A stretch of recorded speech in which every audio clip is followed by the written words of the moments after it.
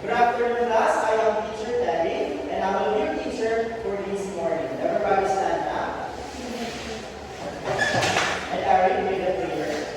Let's pray and Father, Son, and Holy Spirit, amen.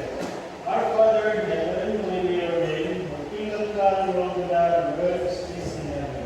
Give us this day our daily bread, forgive us our sins as we forgive those sins against us. Do not bring us to the test, but deliver us from evil. Amen. Then the Father, Son, and Holy Spirit, amen. Good afternoon, class. Good afternoon, teacher Teddy. Good afternoon, classmates. Good afternoon. Okay, before taking your seat, can you please pick up some pieces of paper under your chairs and our teacher properly. Let's do that. We now take your pictures. All right, this afternoon, class. Very good, teacher. Okay, very good. Now, class, let me know is absent this afternoon. Teacher, nothing is absent. Okay, very good. Give yourselves a round of applause. Now, class, in our classroom, I have put here our classroom rules. First one is listen to the teacher. Teacher Terry will be here, especially I will be discussing and giving the instruction you need to listen. Next is raise your hand. If you want to answer, you need to raise your right hand. Third is participate actively when it comes in our activity or discussion. Last is respect to each other. Very good, class. Now, who can still remember what was our last topic yesterday? Okay, Eric? Teacher, our last topic was all about the story, teacher. Okay, very good, Eric. Give Eric a 3 claps. Okay, our last topic yesterday is all about a story. But before that, I have here a story which is titled The Monkey and the Crocodile. You have to need to listen carefully. And after this, I have a question for us. Okay.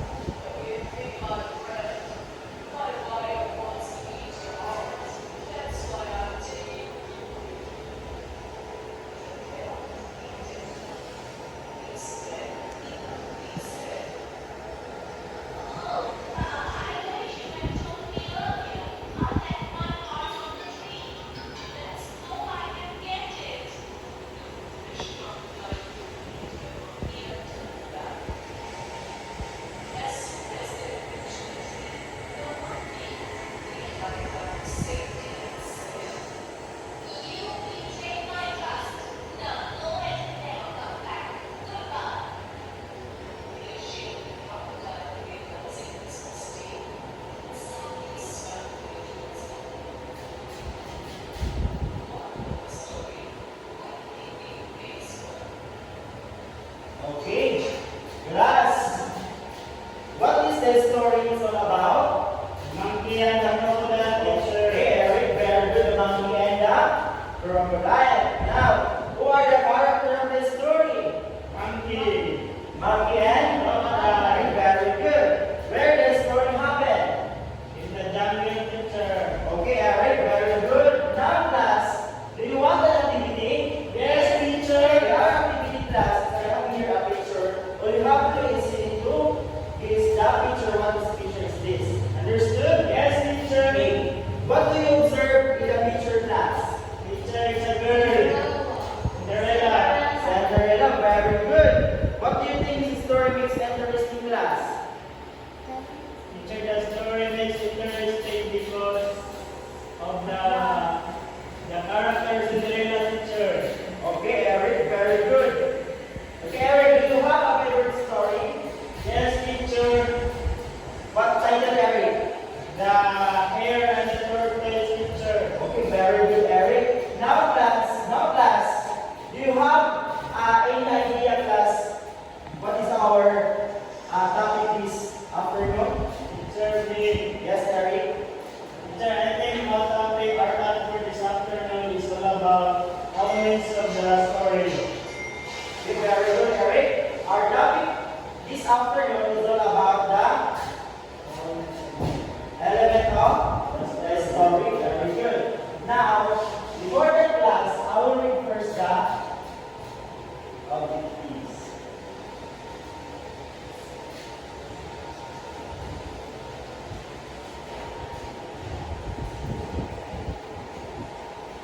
At the end of the lesson, the students should be able to identify the elements of the story, including character, setting, and plot.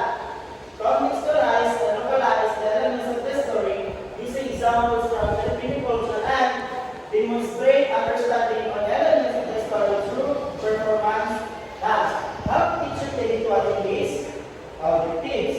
Again, what is our topic this afternoon? Elements of the story. Elements of the story is there are three: character, setting, and plot. Now let's define what is character. Okay. Character class it refers to the people or something, things, animals, or other beings who populate the story. They are the driving force behind the plot, and their action and choices shape the narrative. So characters of class, it refers to the people who lead up the story. Understood? Yes, teacher. Next is setting. The setting is the time and place where the story takes place. It can include the physical environment, occurrence or city, species, the historical period, and the social context. Ang setting ng class, kung asa may kabuang story, where the story happened, o kanusta ang kabuang story. Now, plot. The plot is the sequence of events that make up the story, typically includes beginning, the rising actions, and climax for action in the resolution. Now, class, ang plot has five classification, which is beginning, rising action, climax or falling action, and resolution. Ang beginning is central relatives where we hear girl, stepmother, and stepsisters. Rising action, she meets the friends or a home, but must leave before midnight. And in the climax class, the friends searches for the woman who picked the lost glass as deferred. And falling action, Cinderella is found and reunited with the prince. Resolution, they get married and live happily ever and after. Understand class for our discussion this afternoon? Yes, teacher. Okay, very good. Now class, I will divide you into two groups. What you have to do, I will give you the story and then you will create a story map. Understood? Yes, teacher. Okay. The group one is Arinim and Marites. Yung title sa history is The Little Mermaid. Ang group 2, The Frog Prince. I will give you 5 minutes to accomplish that task.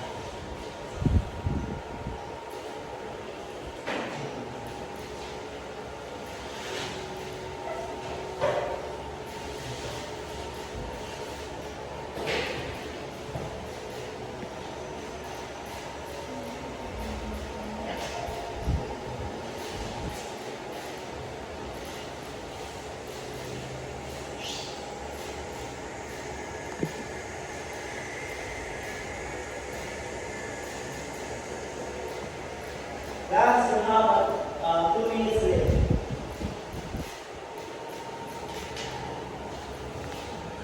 And after that, you present your task very round.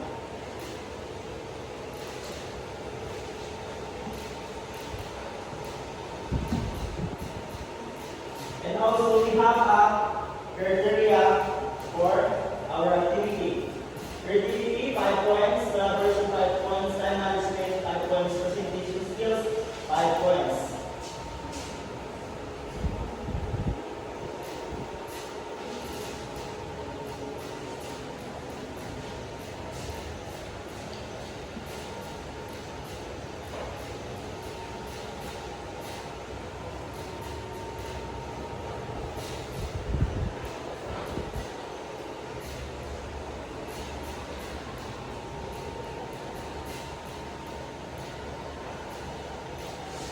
What do we need more?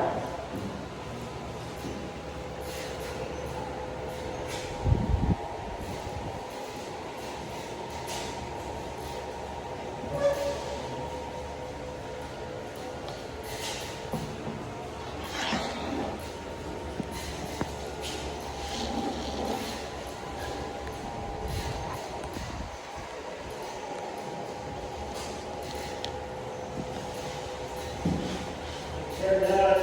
Okay, Eric, please for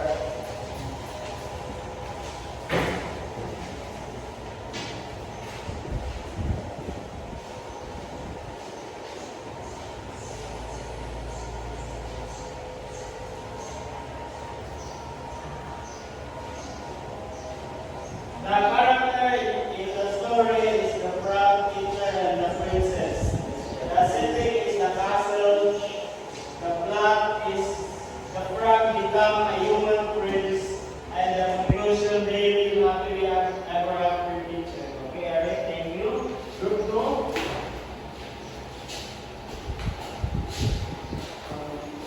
The story is entitled The Little Mermaid. The characters of this story are the Little Mermaid, the King, and the Fishes. And the setting is at the sea. Okay, thank you. Now, let's check if the character is correct and castle, plot, and conclusion. Now, class, group 1 activity is got 5 points. Collaboration, 5 points. Time management, 5 points. Presentation, 5 points. And group 2 is also creativity is 4 points. Collaboration, 4 points also. Time management, 5 points. Presentation, 5 points. For the group 1 is total of 20 points. And then the group 2 is got 18 points. Okay, group 1, give group 2 a claps. And group 2, give group 1 a claps. Okay, class, now, let's check your, now bring your substance sa atong discussion this afternoon.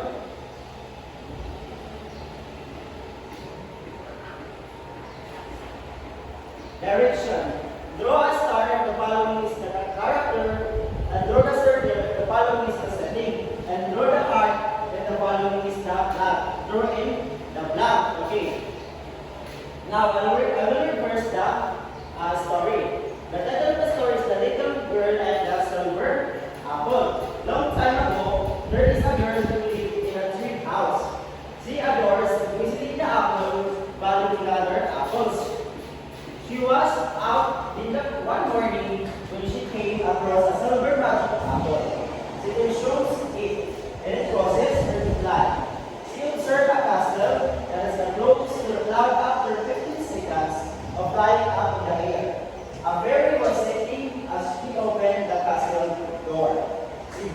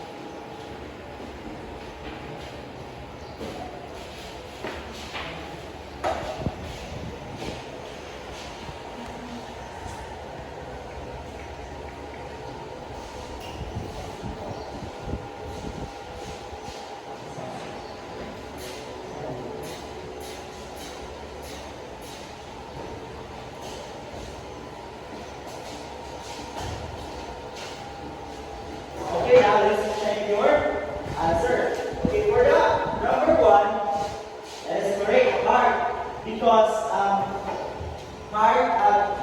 is the apple tree, correct? For the group, number 2 is It's a star picture because it's the a character. Very good. Madeline is not a circle. It is the star because it is not character. Number 3, great picture. correct? Because it is the setting. Very good class. Now give yourselves a 5 claps.